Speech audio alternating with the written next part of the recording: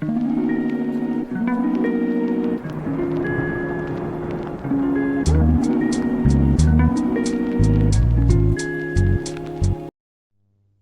हम लोग क्लास में महावाक्यों के कुछ मुख्य पॉइंट्स पर प्रकाश डालेंगे। कहा जाता है कि बहिर्मुखता में रहना अच्छा नहीं है, इसलिए अंतर्मुखी भव। अंतर्मुखी का मतलब ये भी नहीं है कि भाई मुख से बोलना ही बंद कर दो। अगर कोई व्यक्ति बाहर से बोलना बंद कर दे और अंदर से उसके संकल्प विकल्प चलते रहें तो और ही वायुमंडल खराब हो जाता है। इसलिए अंदर बाहर दोनों प्रकार का ही मौन चाहिए।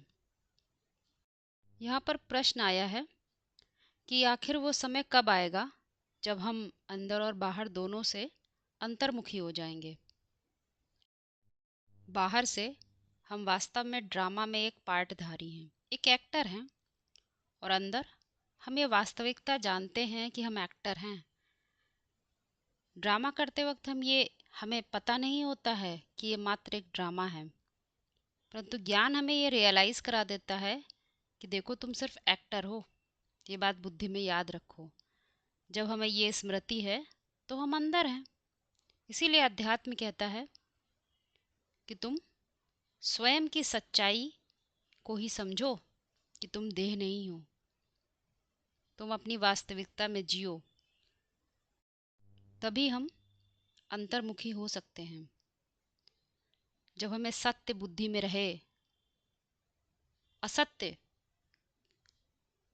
नजर आए, सत्य और असत्य में नजर आए अंतर, कि हाँ ये सत्य है और यह असत्य है। जब तक हम ऐसी स्थिति में नहीं रहेंगे तब तक हम इस ड्रामे से परम धाम तक की दूरी कवर नहीं कर सकते।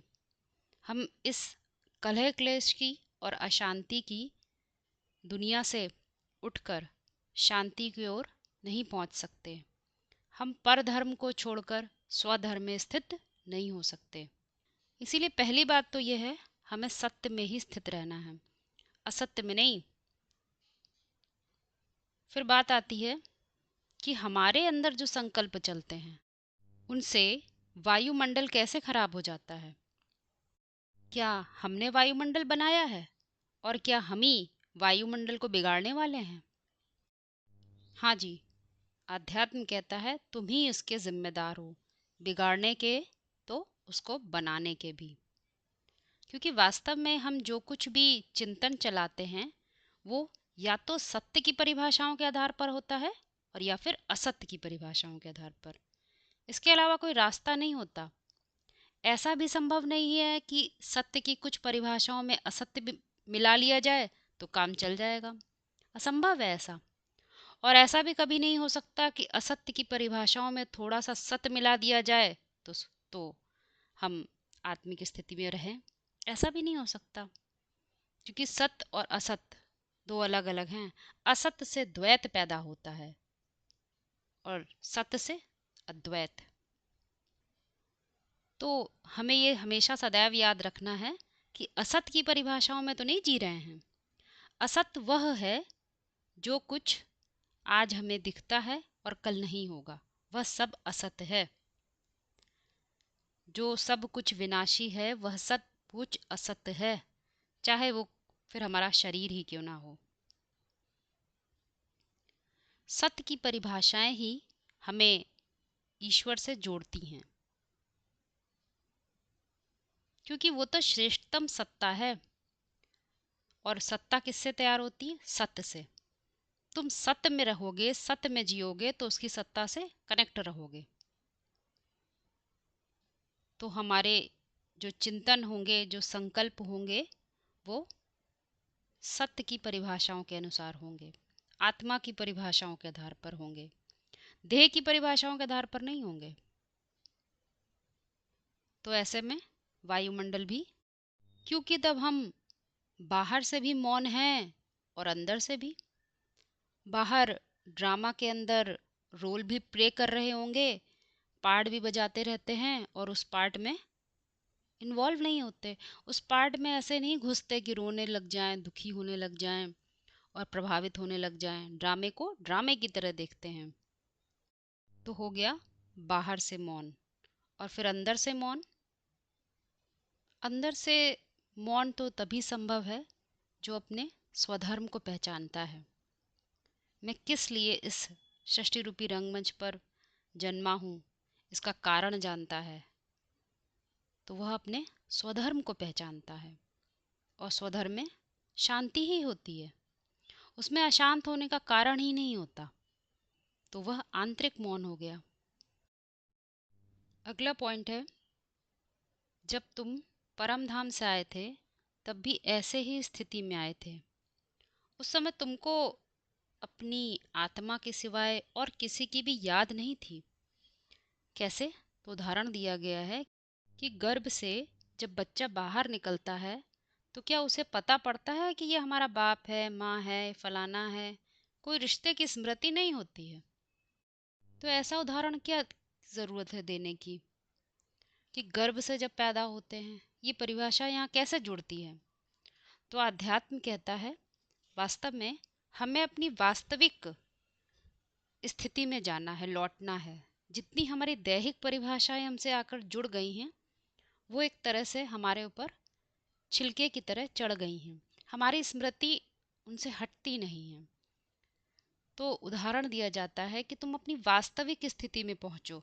जैसे जब आए थे तो गर्भ से बाहर आए थे तो तुम्हारे अंदर देह की कोई परिभाषा नहीं थी कि मैं ये हूँ, ये मेरा ये है, ये मेरे फलाने हैं, ये मेरे नाते रिश्तेदार हैं। ऐसी कोई परिभाषा नहीं थी।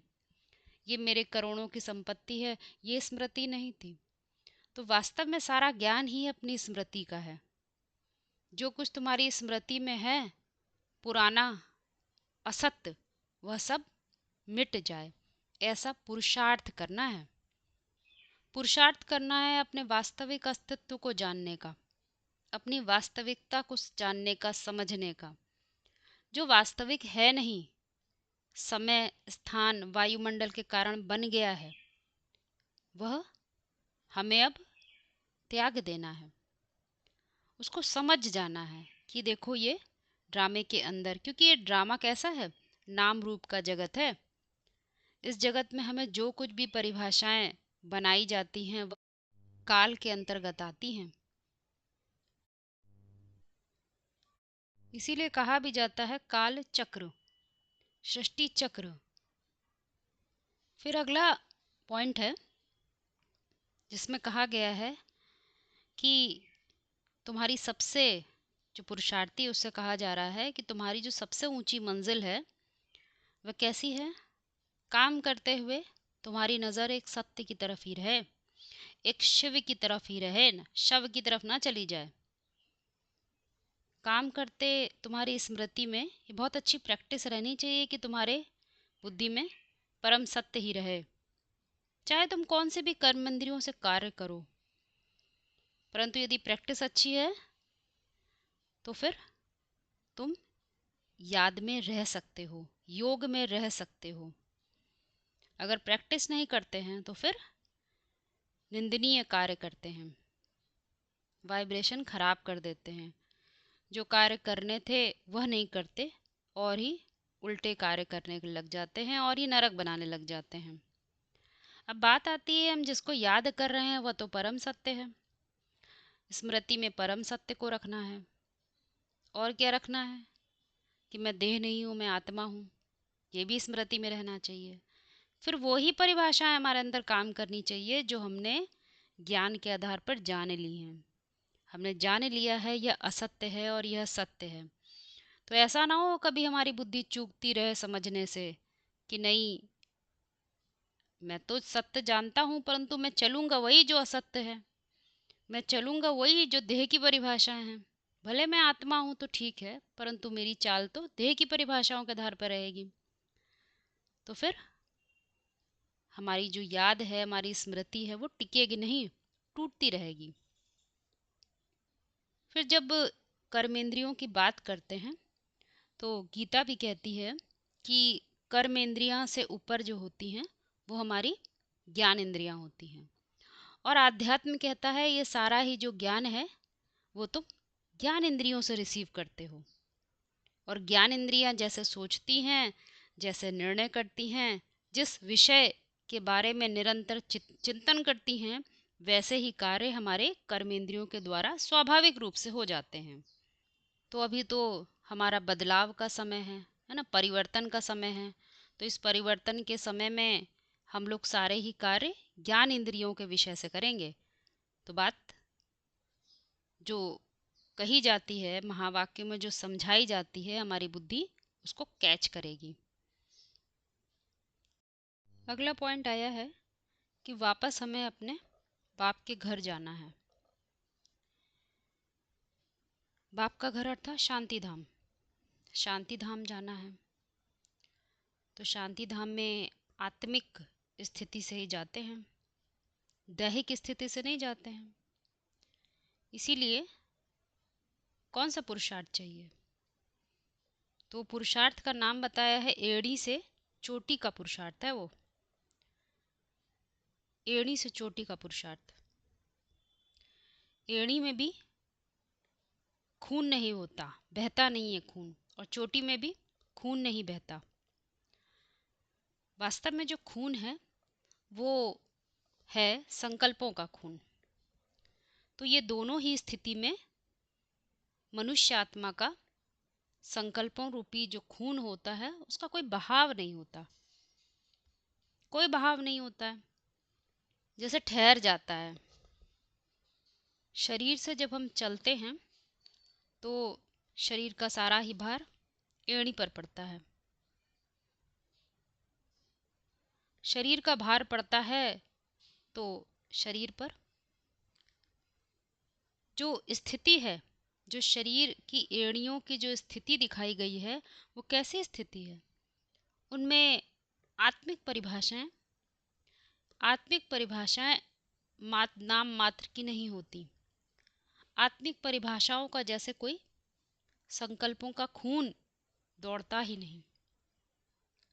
इसी तरह से चोटी को भी ले लें, चोटी में भी संकल्पों का खून का बहाव नहीं होता। तो कौन से संकल्पों का बहाव नहीं होता? वो है दैहिक परिभाषाओं के खून का बहाव। कोई भी दैहिक परिभाषाएं चलेंगी ही नहीं। तो ये दो प्रकार की स्थिति हैं। एड़ी से चोटी का पुरुषार्थ है। एड़ी ऐसी अवस्था है, ऐसी स्टेट ऑफ माइंड है जहां पर दैहिक परिभाषाएं कार्य करती हैं, आत्मिक परिभाषाओं का नामो निशान नहीं होता।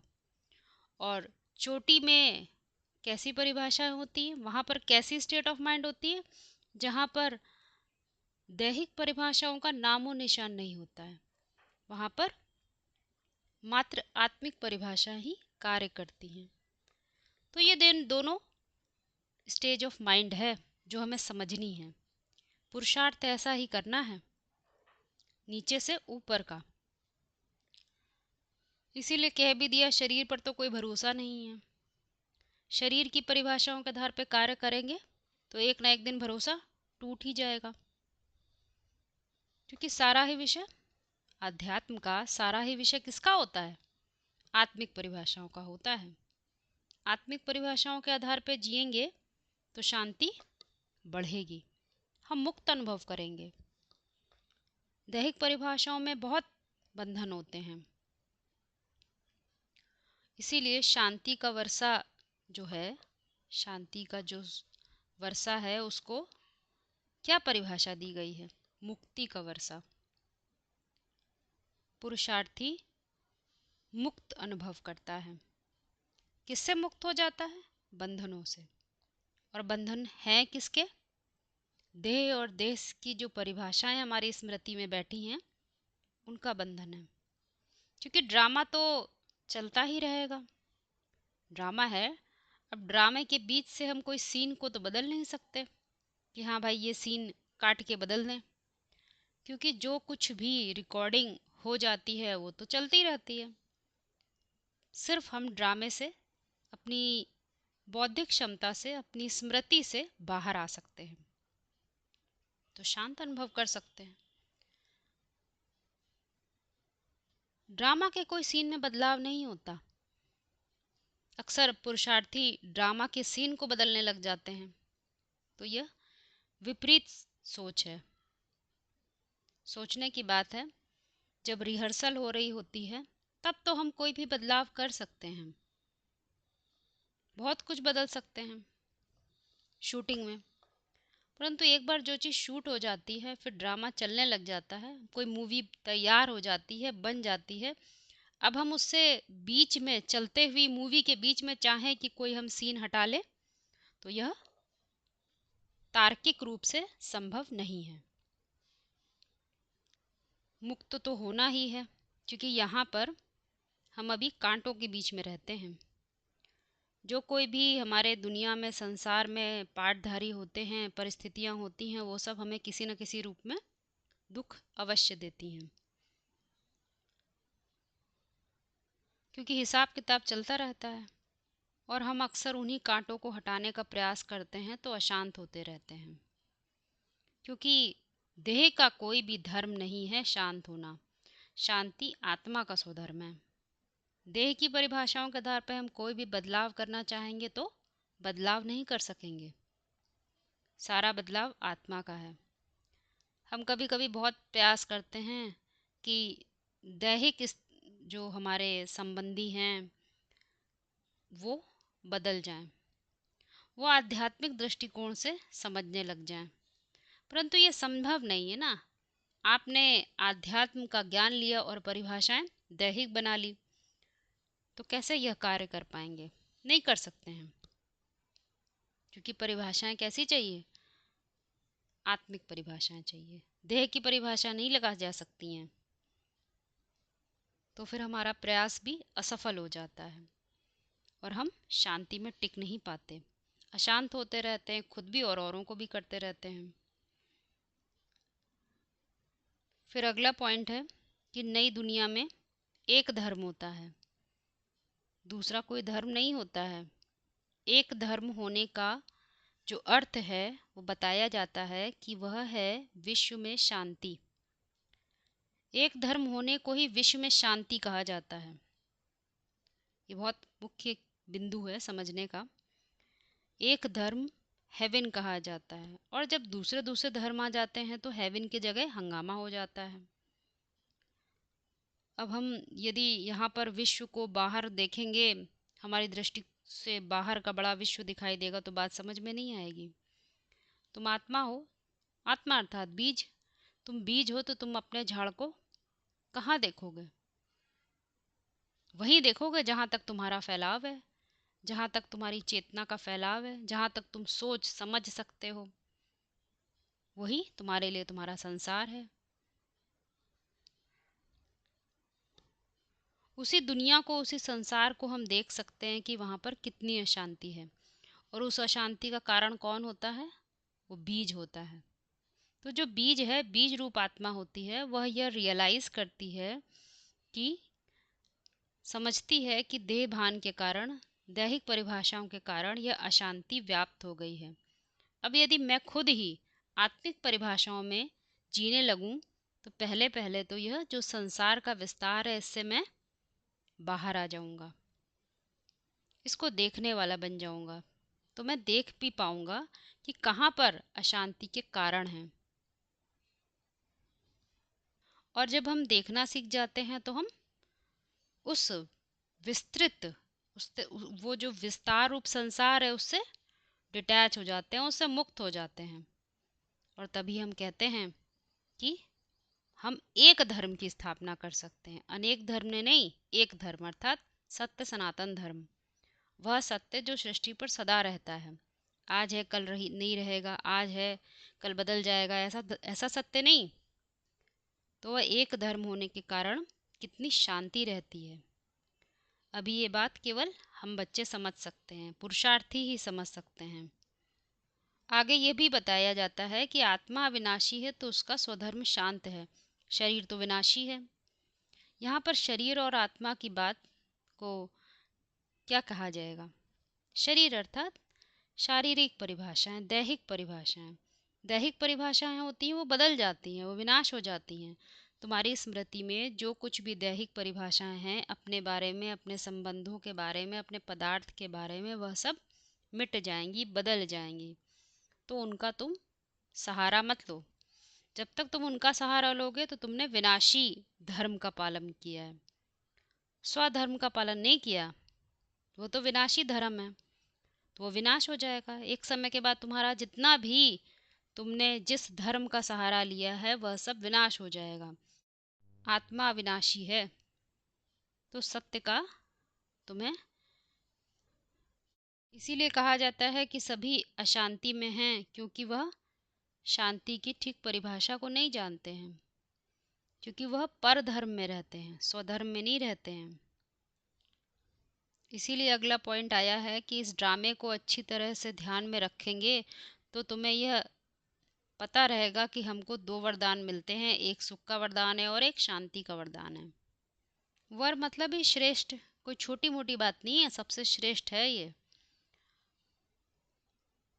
फिर अगला पॉइंट आता है कि पक्षपाती नहीं है बाप, एक के ऊपर कृपा कर देवें और एक दूसरे के ऊपर कृपा ना करें तो यह तो पार्शियलिटी हो जाएगी। इसीलिए महावाक्य कहते हैं कि तुम्हें रास्ता बताया जाता है, अब जो उस रास्ते पर चलेंगे सो प्राप्ति करेंगे। तो वह रास्ता कौन सा है, तो हम याद करेंगे तो हमें समझ आएगा। सबसे जो मुख्य रास्ता है उसका नाम है त्रिमूर्ति रास्ता। तीन मूर्तियों के जो तथ्य हैं, उनके जो कंसेप्ट है, उनको यदि हम समझ लेते हैं तो हम उस रास्ते पर चल सकते हैं और जो यथार्थ प्राप्ति है सुख का और शांति का वो हम ले सकते हैं।